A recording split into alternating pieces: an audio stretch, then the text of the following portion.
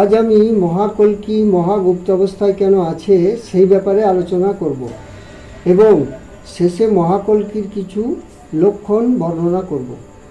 তবে একটা কথা বলে রাখি, ধ্যান মন্ত্রজপ ছাড়া মহাকল্কিকে এখন কেউ দেখতে পাবে না। সব দেবাত্মাও তাকে দেখতে বা জানতে পারবে না যতক্ষণ না তারা ধ্যান বা মন্ত্রজপের মাধ্যমে নিজেদেরকে শুদ্ধ করছে। মহাকল্কির গুপ্ত থাকার অনেক কারণ আছে। তার মধ্যে প্রথম কারণ হলো, সে এই জগতের মানুষকে যা বলবে সেটা মানার অভ্যাস কারুর নাই। সকলে ধর্মচ্যুত হয়ে গেছে। মানব ধর্ম মানুষের মধ্যে একেবারেই নাই। সকলকে সমান চোখে দেখা, উঁচু নিচু ভেদাভেদ না করা, জাতিগত একটা সমস্যা তো আছেই। সব ধর্মের মানুষ নিজের ধর্মকে বড় বলে ভাবছে।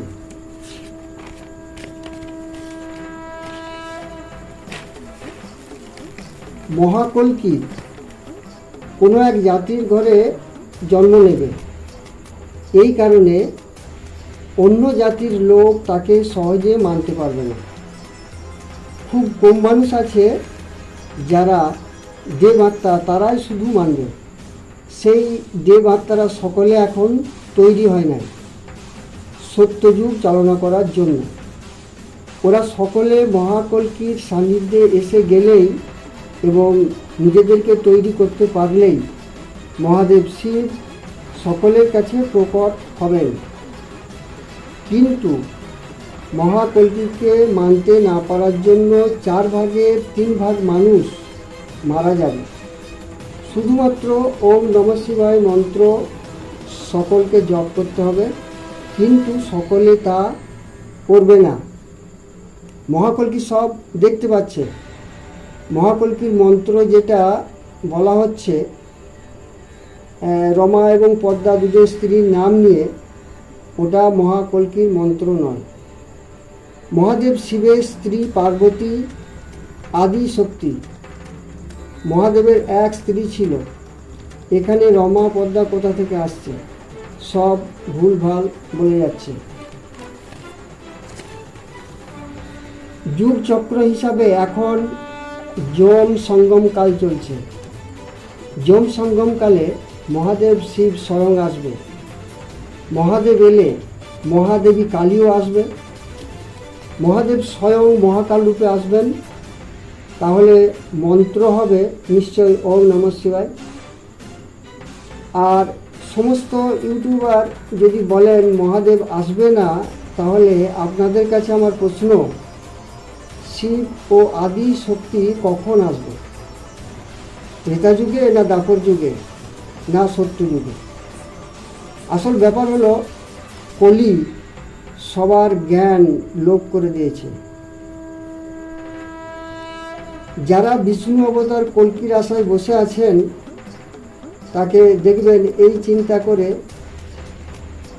তো তাদেরকে বলি তারা এই চিন্তা মাথা থেকে ঝেড়ে ফেলুন।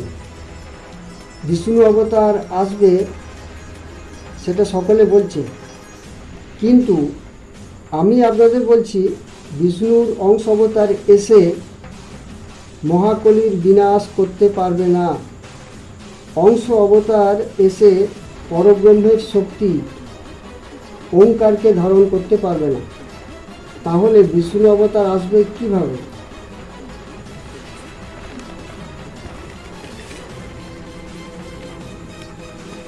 অতএব অংশ অবতার বা বিষ্ণু অবতার নয়, মহাদেব আসবে মানুষ রূপে। তার শরীরে বিষ্ণু এবং ব্রহ্মা থাকবে। মহাদেব মানব রূপে জন্ম নিয়ে তারই নিরাকার শক্তি ওঙ্কারকে শরীরে ধারণ করবে। সকল ধর্মপ্রচারক যেভাবে বলছেন, মনে হচ্ছে যেন ত্রেতা যুগ শুরু হয়েছে বা শুরু হবে। শুনে রাখুন, মহাদেবী কলিযুগ শেষ করে সত্যযুগ শুরু করবে। মহাদেবী আদি এবং অন্ত, শুরু এবং শেষ। কল্কি পুরাণের কোনো কথা এখন মিলবে না। যম সঙ্গমকালে কল্কি পুরাণের কোনো কথাই মিলবে না। এই মহাকল্কি মহাগুপ্ত থাকার আরেক কারণ হলো সে হিন্দু, মুসলমান, খ্রিস্টান, বৌদ্ধ কোনো এক জাতির ঘরে জন্ম নেবে। যে জাতির ঘরে জন্ম নেবে তারাই তাকে মানতে চাইবে না। অন্য জাতির কথা ছেড়ে দিলাম, বর্তমানে প্রত্যেক ধর্ম নিয়ে যে বাড়াবাড়ি হচ্ছে, মহাকল্কি এর বিরুদ্ধে থাকবে। কারণ ধর্ম বলে কিছু আর নাই। শুধু যে মাত্রা তাকে বুঝবে তাদেরকে নিয়ে সত্যযুগ শুরু করবে। বেশিরভাগ মানুষ বিভিন্ন কারণে মারা যাবে। নস্ট্রাডামাসের ভবিষ্যৎবাণী নিয়ে অনেকে অনেক কিছু বলছে। নস্ট্রাডামাস বলে গেছেন, সে যে মহাপুরুষকে দেখেছে তার মাথায় অর্ধচন্দ্র আছে। নস্ট্রাডামাসের কথা অনুসারে সমস্ত ধর্মপ্রচারকদের আমি প্রশ্ন রাখছি, মাথায় চন্দ্র কার ছিল? নিশ্চয় মহাদেবের মাথাতেই চন্দ্র সমাবেত। তাহলে মহাকল্কি মহাদেব শিব, এই ব্যাপারে কোনো সন্দেহ থাকতে পারে না। মহাদেব যদি আসে মানব রূপে, তাহলে মহাকালীও মানুষ রূপে জন্ম নেবে, এটাই সত্য। কিন্তু এই কথা কেউ বলছে না। ভবিষ্যৎবাণীতে বলা হচ্ছে, শিবলিঙ্গ পরিত্যাগ করে দেবকী দেব মহাদেব মানব রূপ ধারণ করে গুরুদেব হিসাবে থাকবে। তাহলে শিবলিঙ্গ ত্যাগ করে মহাদেব মানব রূপে জন্ম নিলে মহাকালীও থাকবে, নন্দী ভৃঙ্গি থাকবে। এখানে মহাকালী নন্দী ভৃঙ্গি মানব রূপে জন্ম নেবে, এ কথাও কিন্তু কেউ বলছে না। ভবিষ্যৎবাণীতে মহাপুরুষের যে যে লক্ষণ বলা হয়েছে, সব লক্ষণগুলি মহাদেবের সাথে খাপ খায়। যেমন শাস্ত্রমতে ধর্ম সে করে না, তার মতে সূচি অসুচি বলে কিছু নেই, কোনো প্রকার ভেদাভেদ তার মধ্যে থাকবে না, উঁচু নিচু জাতিভেদ থাকবে না।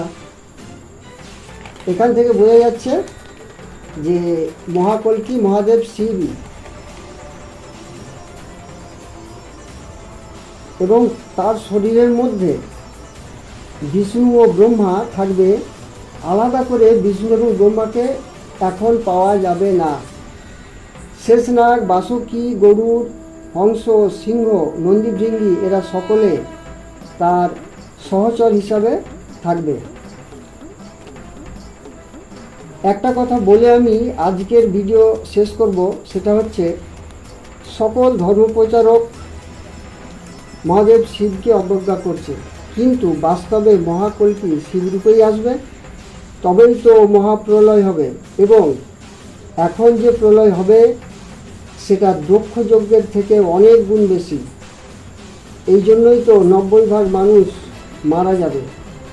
যারা শিবকে ঢাকা দিয়ে রাখতে চাইছেন তারা ভয়ঙ্কর সাজা পাবেন।